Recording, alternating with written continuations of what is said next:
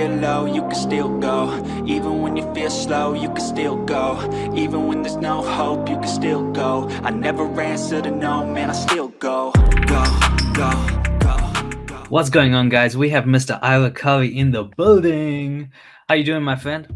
Kush, I'm doing good, man. I'm doing really good. Thanks for having me again. I'm so glad you're here, brother.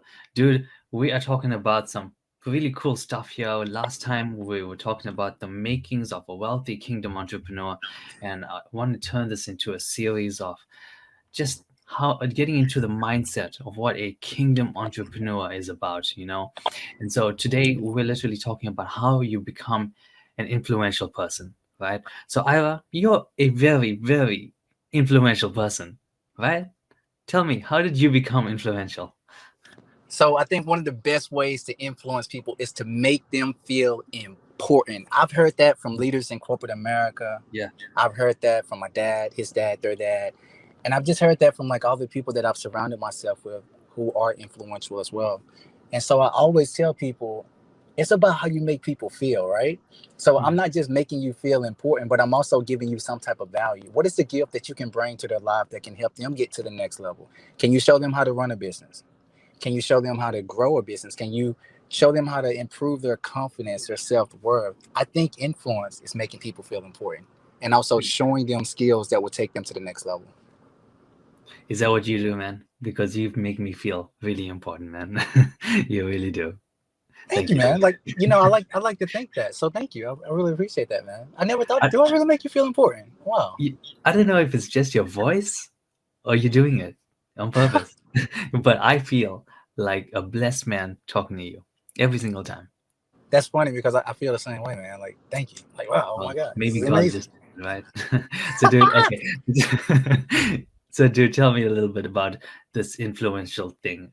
Like, did you just always look up to certain people and say, "Hey, I want to be like them one day," or was it always in your heart? Like, do you understand my question? Was it always there, or did someone inspire you? Man, it's so crazy because God always put me under people and I've just been influenced by them. I think Mm, we always have somebody that we're looking up to. And I we think do. God is always going to lead people in front of you to say, hey, this is who I want you to look up to. This person may not be perfect, but it's some qualities, it's some characteristics, it's some things about them that I want you to like. Because Yeah. ultimately, what I've learned, Kurshin, is the things that we like in others, the things that we fall in love with about other people, their gifts is what's meant to be a part of us. Like we have that trait within us as well. So I Yeah. think by God sending people in my life, giving me influence, I respected them. And because respected their influence, it allowed them to become influential and increase my influence as well. So So let me ask you this, right? What is it that resonated so heavily with you that inspired you to do that or to become influential yourself? I didn't set out to be it. That's what I Mm. just became it. Like I just made it all about people.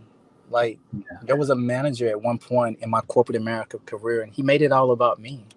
And so Yeah. because he made it all about me, I thought that everything that he was doing was just amazing.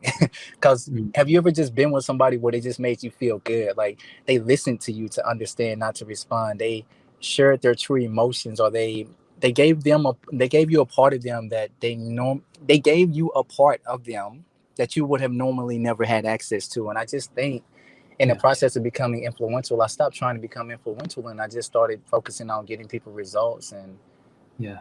yeah, like Mm. yeah. Man, I talk to a lot of people, right?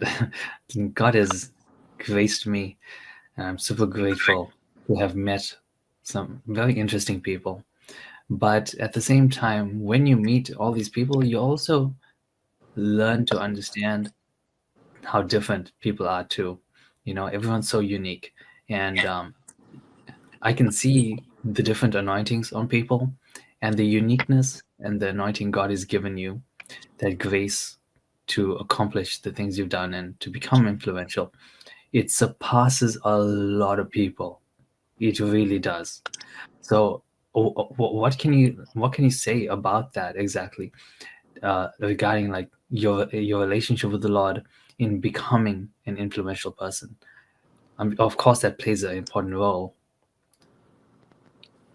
Because I'm authentic with God, I have an Mm. easier time being authentic with the world. Because My I'm God. genuine in my relationship with God, He Mm. becomes genuine with me. So what I am on the inside is Oh, that's reflecting on powerful. what I am on the outside, right?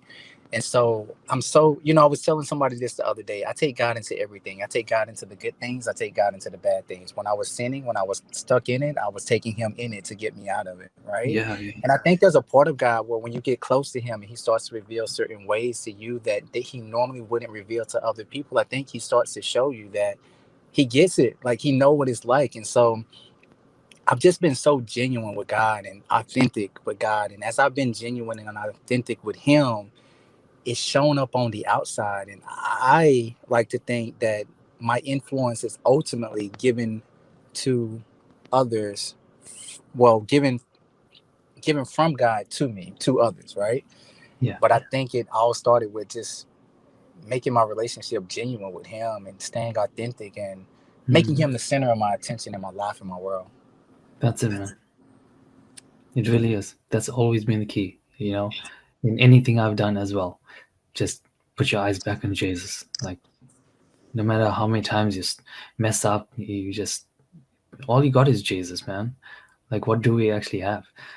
So, what about in your business? Like, so keeping people inspired, the people that you serve. Um, how is there a method that God has shown you in order to influence them or motivate them to take action to fulfill their purposes uh, for what they've been called to? I think what God has shown me is everybody isn't necessarily where I'm at. And Mm. so where I'm at, I don't look at it as being a certain place, right? Like, Okay. again, I was telling someone this the other day, like, we get to a point where we're doing certain things and we don't feel like it's a big deal, right? We don't feel like what we're doing is like something that's worthy because we've done it, we did it. And so it's not a big deal to us, right? Okay. Yeah. But there are so many people that are looking up to us and they're like, oh my God, like Kurshin is doing the Discovery Kingdom channel, the Kingdom Discovery channel, or Ira just launched his new book, or whatever these things are that we're doing. And we Yeah. don't realize it's influencing people like so much, like a lot. Yeah. You're And right. I think what I do is I just complete my assignments that God gives me, because the assignments that He's given me, He's moving on the hearts of others and He's influencing them to say, hey, if Ira can do it, I'm going to do it for you. But you got to get through it. You got to Yeah. keep going through what you're going through so that you can get to what I have for you. And so I Mm. think the way that I keep people influenced is, man, I just like, I keep doing my assignments. Like, God, give me this. I'm like, boom, boom, let's knock it out, Jesus. Let's, hey, what we Yeah. got next? What's coming next? Boom, boom, we creating the It's, show. Let's do it. Let's make it happen. dude, like that is so genuine. Like staying in your lane, kind of thing. Just doing whatever God tells you to do. Like I honestly believe that's a huge key in staying humble. In staying in that gratefulness as well, of just saying, hey, this is what God has told me to do, and I'm just going to do it. And I'm going to enjoy it. Like even with the things that I've created, like I just want to be me, you know, um, and I want to represent God the best I can. Um, but there's a lot of copycats out there, you know what I mean? Um, so I'm sure you've had come across a lot when you were working in corporate America. Um, was there anything that you learned on how to deal with other people who actually want to not necessarily aspire to be like you, but actually want to imitate you in the wrong way? They want to take your ideas and things like that. Was there a way that God helped you to actually maneuver around that? There was, and I just never paid attention to those people. I didn't see it, even though it was there, even though it exists. I didn't see it. There were people that was in corporate America at one point in Mm. time, and they would say things like, "Man, this person is racist to me," or "Wow, I feel like the Yeah, executives are picking on me." But it's all about what you are tuned into, and I've just always decided to stay so focused with what God was doing in my life, with the plan and the assignment that I had, that I just didn't have time to look to the left, right? And mm, so there have been moments where I was just so tempted to look to the left, especially, the higher you go in your purpose and your calling, you start seeing everybody else with their big gifts and they're doing so many other things, and you can easily get caught up in that, right? But yeah, I've chosen to just stay focused on my core. And my core is a circle of just very small people. And those are the people that I'm building up and lifting up, and they're looking at my gifts and what God is doing through me, and I'm looking at their gifts and what God is looking at through me. But it's not a competitive spirit, right? Amen. It's like, hey man, like, oh my God, like, it's your time. Let me celebrate you. Let me push you forward. Let me motivate you. Let me get you excited. Yeah, I'm down right now. I'm in behind the scenes right now, but that's okay, because me and God, we're working on a different thing right now. I'm doing some things in the background, but in the meantime, let me make this moment all about you. Let me celebrate you for a second, because I know that God will put me back in the spotlight at some point, but I want to make this moment all about you. And I think God is always looking. Somebody is listening to this right now, and they're going I'm through this. listening to this, man. I think This we is so both are, good. because we've both been there, man. Like, there is Yeah. always somebody, man. Like, you can always look and you can be like, man, like, this person, they're doing such a good job. But it's all about how you're celebrating those people Right. in the moment. I'll share another part of this. Like, Sure. I can tell when a test is coming my way, and Mm. it's what I call the test of jealousy, right? I've passed this Okay. test so many times. I'm like, God, I don't even know why you allow the enemy to continue to give me this test. I done passed it so many times. I'm not taking this test no more. But if you want me to, I will. And so the test of jealousy is like, what will you do when you're not in the spotlight? How will you respond? Like, are you going to find envy? Are you going to give into the thoughts that are bombarding your mind? Or are you going to just choose to celebrate that person? Yeah. I was cheering people on and clapping for them even when I was suffering behind the scenes. And I think if we get into that position, I think we'll find ourselves in an even greater position when it's all said and done. So good, man. So good. We are going to wrap it up there, and we're going to talk again, because I want to play on the series for a while. All right? So, dude, thank you so much. We'll talk again soon, all right? Perfect, Kurshin. Even when there's no hope, you can still go. I never answer to no, man, I still go.